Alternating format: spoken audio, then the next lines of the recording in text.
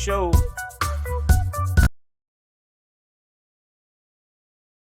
As a nation, we have to ask, when in God's name are we going to stand up to the gun lobby? When in God's name we do what we all know in our gut needs to be done? Now is the time, like literally right now. What are we doing? Enough is enough. Enough. Enough. Enough. Enough. Why are you here? I'm incredibly saddened, and it is very hard to think about this. We have to act. To nickel and dime this, I don't know if that's going to do it. I think that we need some really drastic action here. And don't tell me we can't have an impact on this carnage. Who will say on this network or any other network in the next few days, it's time to repeal the Second Amendment? Oh, you can't say that. Well, why not? Why not? Why are we willing to live with this carnage? Why do we keep letting this happen? Where in God's name is our backbone? But I'm here on this floor to beg, to literally get down on my hands and knees and beg my colleagues. If I could have gotten 51 votes in the Senate of the United States for an outright ban, picking up every one of them, Mr. and Mrs. America, turn them all in, I would have done it. We have to have the courage to take action. We have introduced an assault weapons ban. I'm talking about a ban on assault rifles.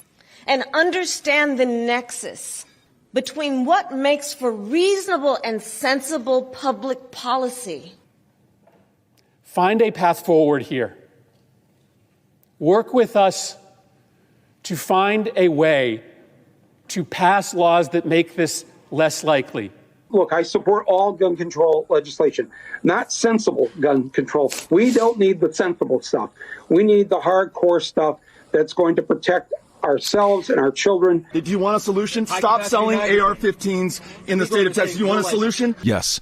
I don't want you to have an AR-15 or an AK-47. Hell yes, we're going to take your AR-15, your AK-47. We're not going to allow it to be used against our fellow Americans anymore. It'll happen again next week. There is no way to stop next week's mass murder. Now is the time to stop the next shooting. You're going to take care of the gun problem with me. It's time for those who obstruct or delay or block the common sense gun laws. We need to let you know that we will not forget. I do have thoughts and prayers, and those thoughts and prayers are to remove as many Republicans, as many people who support this evil policy this coming November. I'm tired of hearing people, all they have to offer is thoughts and prayers. It's not enough to simply have a catchy ad on a Monday and then only do it every Monday. We need to do this every day of the week and just really brainwash people into thinking about guns in a vastly different way. It is time that we have bold action.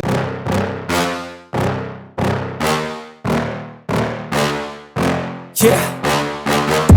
Please tell me that I can't, that I won't, that I fail, that I'll never make it out, yeah. Please tell me all the bad, never good, fill my head full of every single doubt, yeah. Please say any negative thoughts, I pop off when I hear people say I cannot. I get off to the thought of proving everyone wrong, I won't stop to the top, so you better back off and get lost. I'ma stay loud, stay proud, never running out, never heading south. I'll be spreading out, call it word of mouth, can't put me down, I'll be getting loud. You can have it douse, not what I'm about, have your cloud, it be raining now, I keep making sound, go another round, I'm legend bound, can't stop me now. You don't wanna fuck with me, a slow burn like a disease. Just tell me that I can and I'll show you things that you couldn't believe. Just tell me that I can. Just tell me that I can. Just tell me that I can. Just tell me that I can.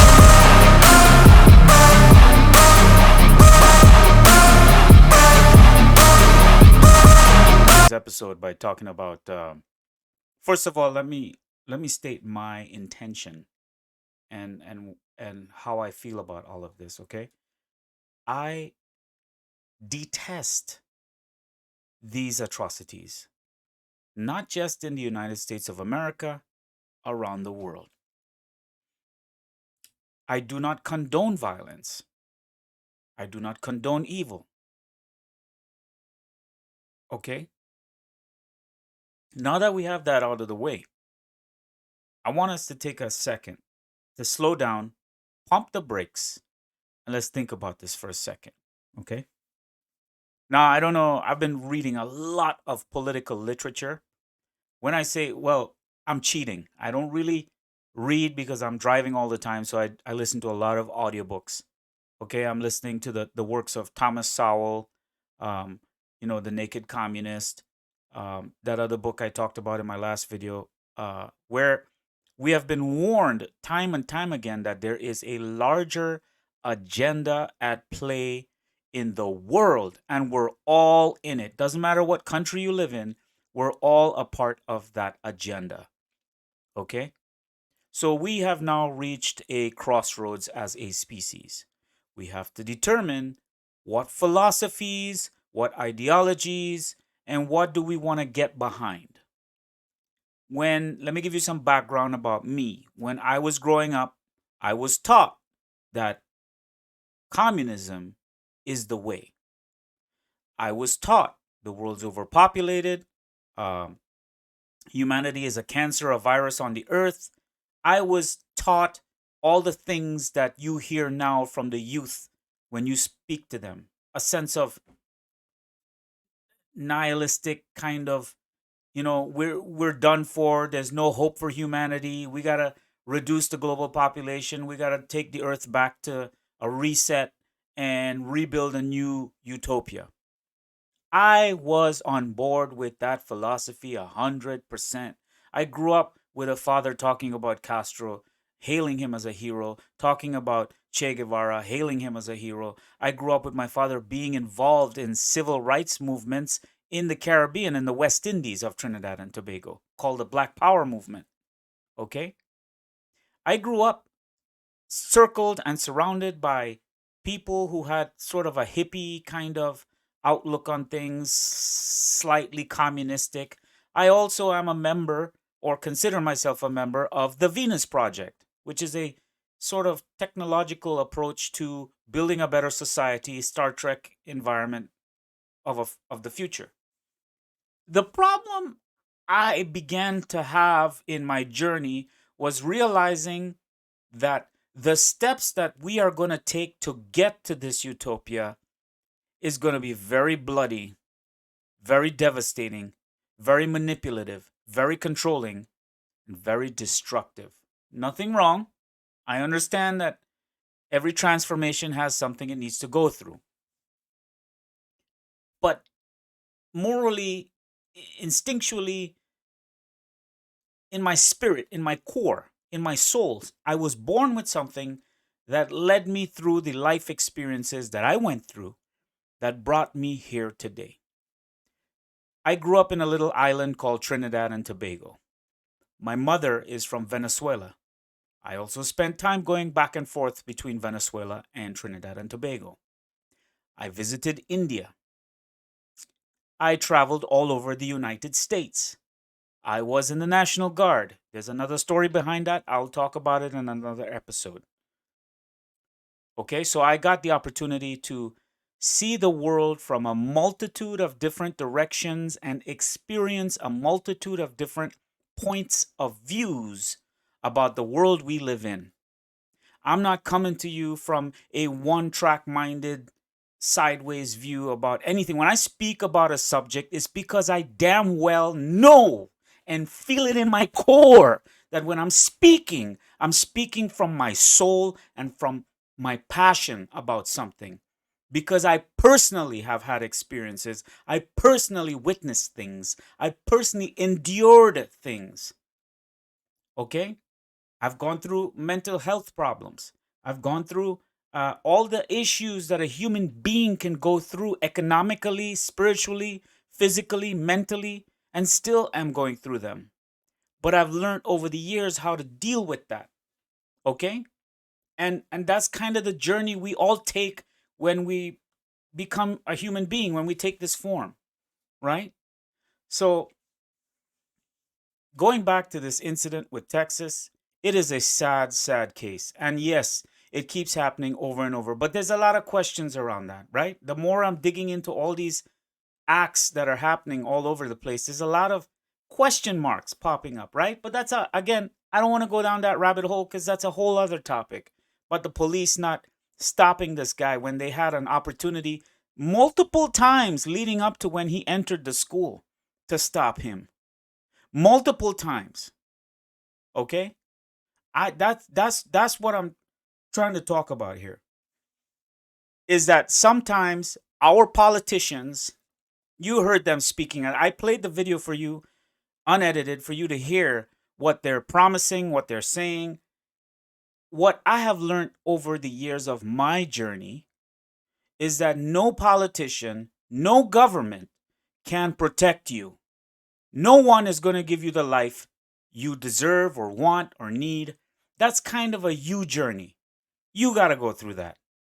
We all do, collectively and individually. A politician's job, from my understanding and all my reading of books, or again, audible books, and kind of processing what I've witnessed around the world and seen and experiencing the life of the United States and experiencing the life in the Caribbean and the life in Asia, right? The USA, for me, was my best option, and I'm thankful to this day I was born in the USA, right? We're not perfect. We have an ugly past, but what country doesn't? Like I told you, I have Trinidadian ancestry. I grew up there as a child. I have Venezuelan ancestry. I also spent some time growing up there as a child. I've experienced coups, governments getting overthrown, inflation like no other, poverty like no other. Also, I've experienced wealth because my grandfathers on both sides were pretty good entrepreneurs, businessmen.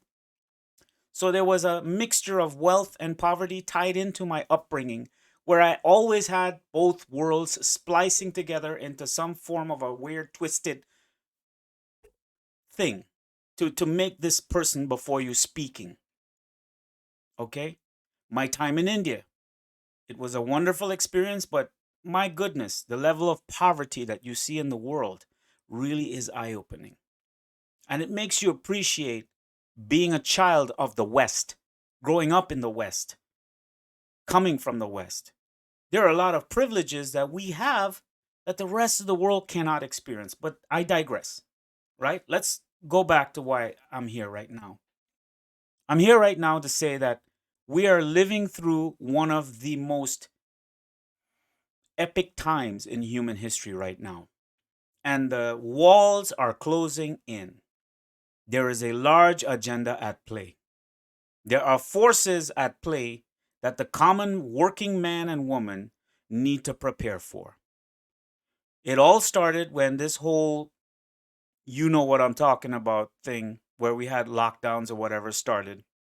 And we began to see the revelation of all these discussions coming to light and the censorship coming to light and the narratives at play of dividing the populace amongst itself, dividing you and me against each other, taking see, the very principle of the United States of America, the Martin Luther King comes to mind. I have a dream, right? The I have a dream speech. Go back and listen to that.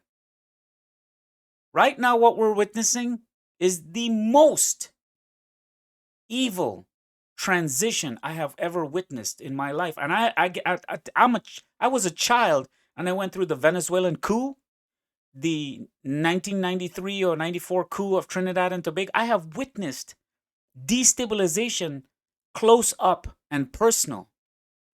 That's why I have American liberal friends and family who speak to me as if somehow I am this stupid little naive boy who doesn't know what he's talking about, who doesn't understand the world I live in. I have people debating with me on Facebook talking about, oh, you're a proletariat and you're a, communist friends. I understand where they're coming from. I was that boy. I grew up in that. I grew up having that desire for a one world utopia. But I started to notice something in my philosophy. I started to notice I was a very destructive person. I never held on to anything. I never worked for anything. I always complained about the system and the man is keeping me down. And I complained about everything, much like I hear the youth of today, the millennials today, and people who identify as communists. Like my dad, I always heard the same theme, the same pattern recognition of behavior and speaking and mentality always shine through in me. I always noticed I was not stable. I didn't work hard at anything. I walked away from things easily, and I always wrote it off as, you know what? The world is screwed up. So why bother? This is all going to be wiped away anyway. Then as I grew older, I began to, and I got context of my life. I had traveled all through the United States at that point, working different jobs, experiencing different cultures and people in the United States, traveled to Asia, experienced different cultures, and see the level of appreciation people had for my country that I was born into. And they would often listen to me and hear me complain with my communistic point of view and say to me, you don't even know what you have. You have the ability to go to a library, to read a book for free, the ability to go to a shelter or to get a food stamp if you need it, or to have affordable housing at that time. As time progressed, that went away, right? But they looked at it as we had the stepping stones to build a life in the West. And all we ever did was complain about the West, about how imperialistic it is and blah, blah. Now, that's another topic. I can make a whole video about that. It's true. Like I said, my country is not perfect. The United States is not perfect. We're fighting wars all over the world that we do not need to be fighting. But at the same time, that's kind of why we vote these people in, right? So that they seek our best interest, no matter the cost. So there's a whole... See, what I learned later on in life was that if you're going to exist efficiently, you have to acknowledge and accept you. You have to accept this is the world I was born into. This is the system I was born into. This is what I have to do to survive in this system. And along the way, we make tweaks and changes, debates, discussion, arguments, and we develop and we evolve and we do what we got to do. Right? So the minute I made that shift or that click in my head, my life took off like I was running. Because I began to realize that I had the power. Me. I control me. And that's the beauty of America or these United States, is that you have the luxury and the privilege to choose what are you going to do. That doesn't take away from the fact that we still have issues with policing, issues with persons of color having to deal with stuff. I was one of them. I've went through all of it, but I never let it define me. And that's the key. I never let these situations define me.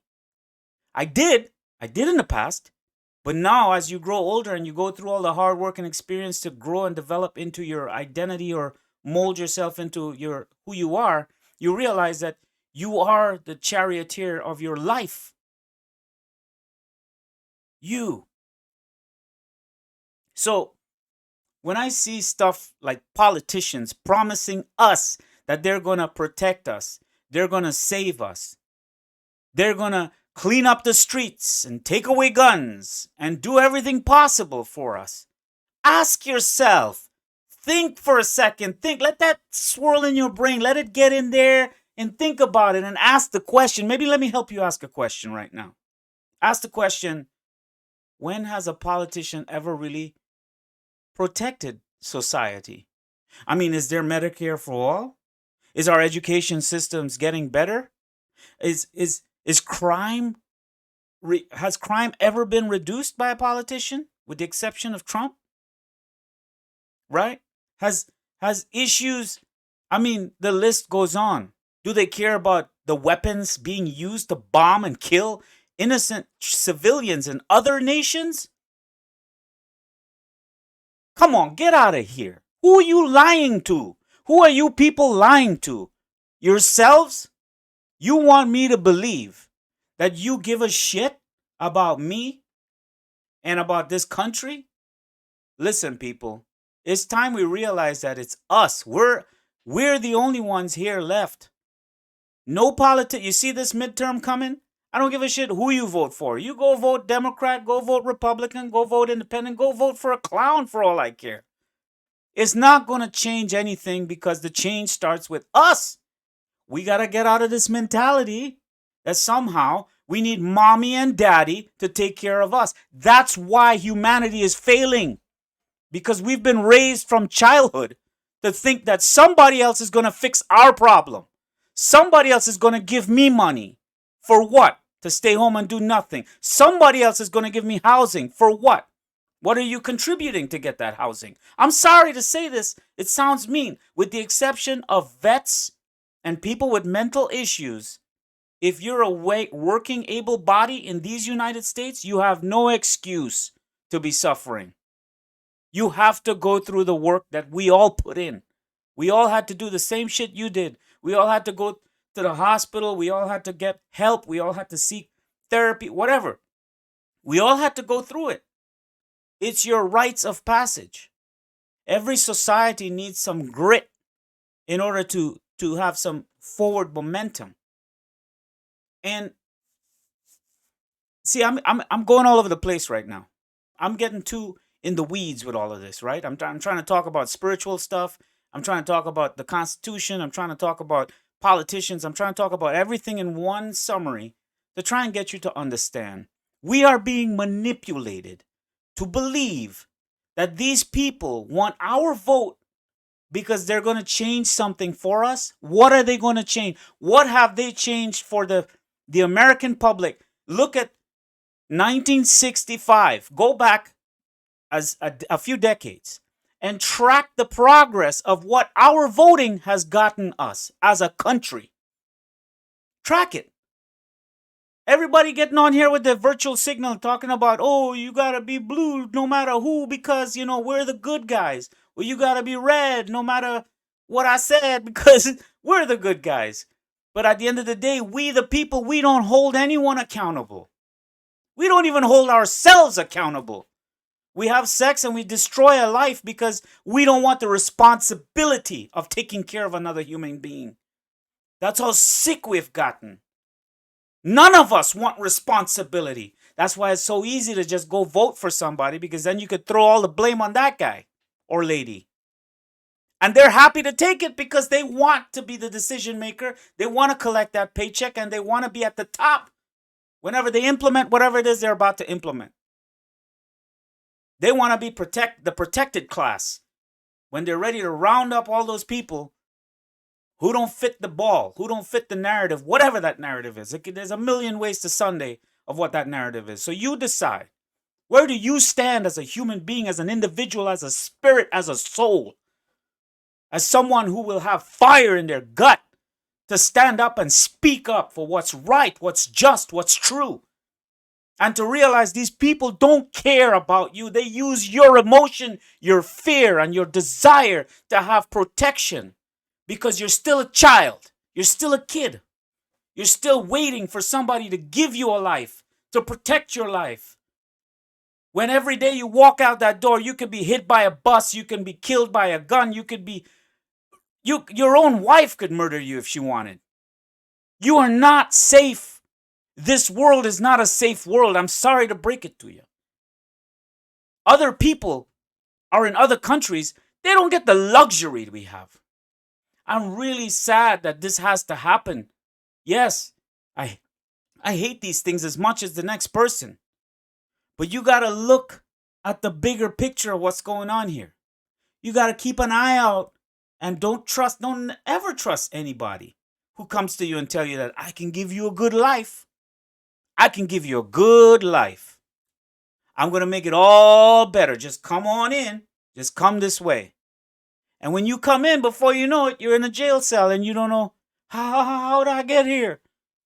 You got there because you didn't do your due diligence and you didn't stand up for yourself and you didn't speak up and you didn't have a spine, you didn't have a backbone and you didn't speak your mind and you didn't stand up for what you felt was right. You didn't stand with your community. You didn't stand with your family. You didn't stand with your own self.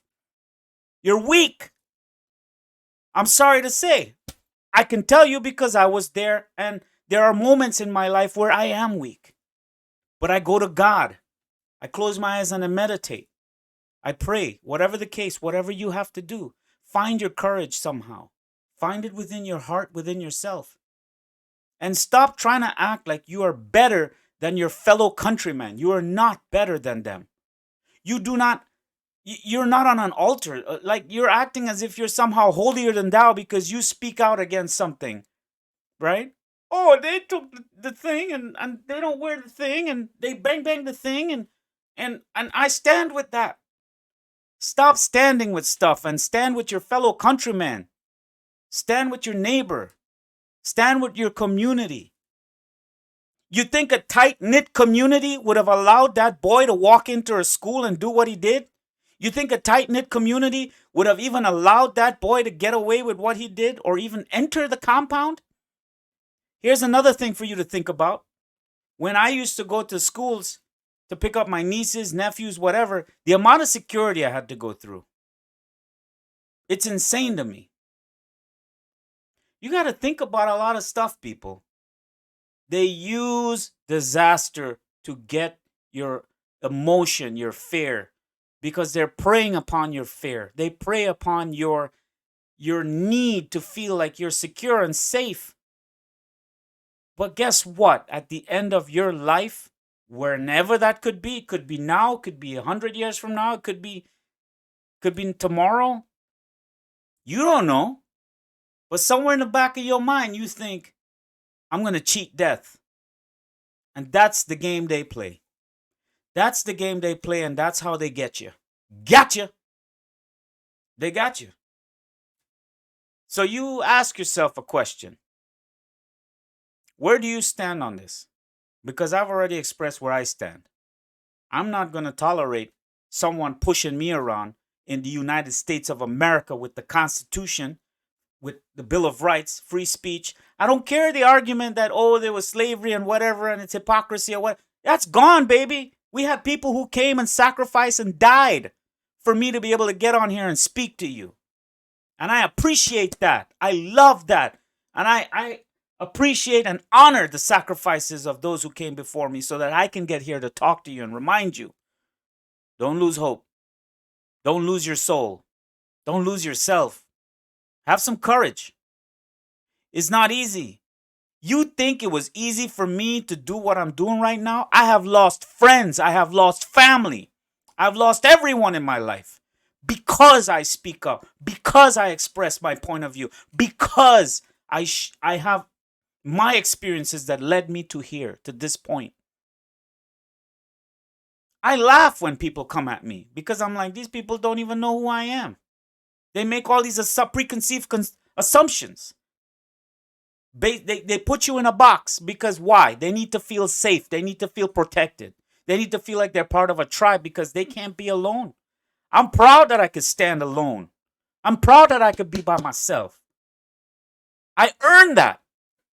I went through hell to get here. And I'm still going through it. I still love everybody the same. I still treat everybody with respect. And I still do what I gotta do. But I damn sure not gonna let anybody push me around. And I'm not gonna let anybody call me an evil person because I know I'm a good man.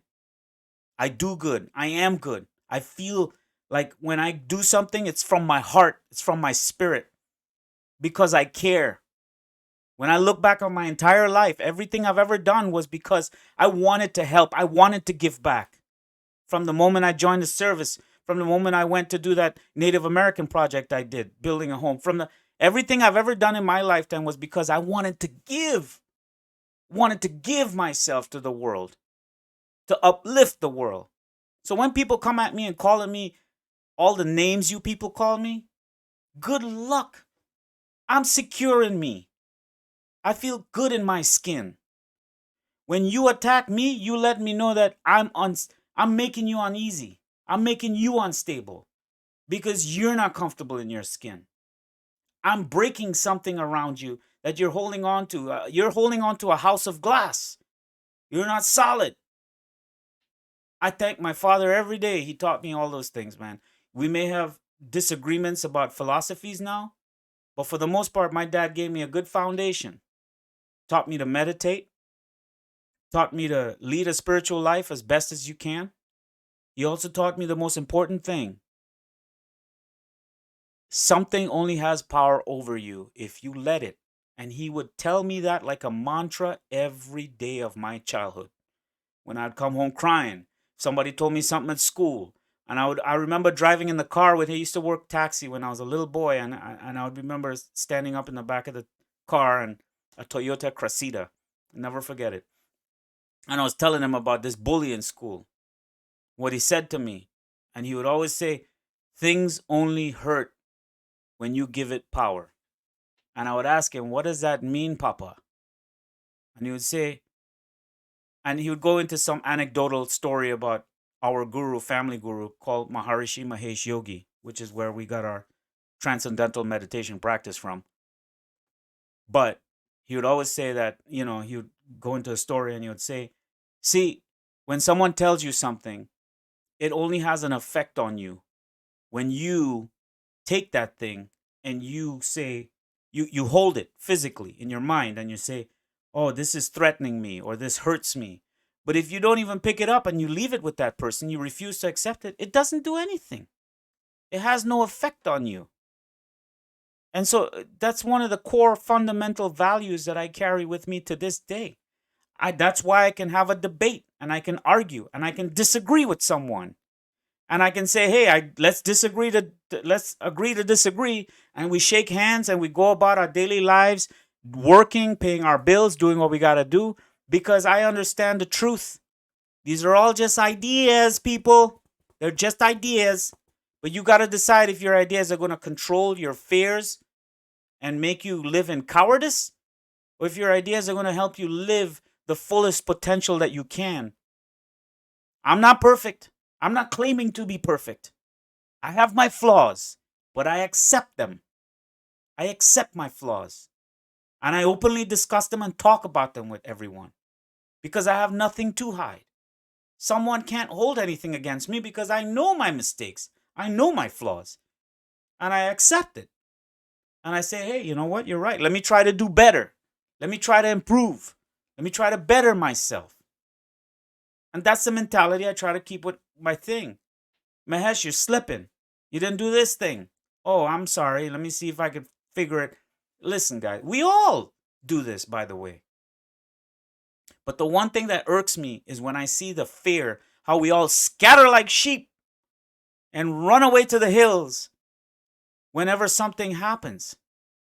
And we all hide behind rocks and say, can you save us? Can you protect us from that evil thing out there? What kind of a nation are we becoming? What kind of a country are we building for ourselves and our future selves? Stand up with pride. Be proud of where you were born, the body you came into, the avatar that you are. Acknowledge and accept yourself with all the flaws and all the mistakes. Grow from it, learn from it, examine it, understand it, pay attention to it. Be in silence with it. Anyway, guys, enough of my ranting for tonight. I just wanted to get that off my chest. If this is of value to any one of you, please go ahead and click like and subscribe and leave a comment down below. You hate me? No problem. Put in the comments. That also helps the algorithm. I appreciate that. And you all take care now. God bless.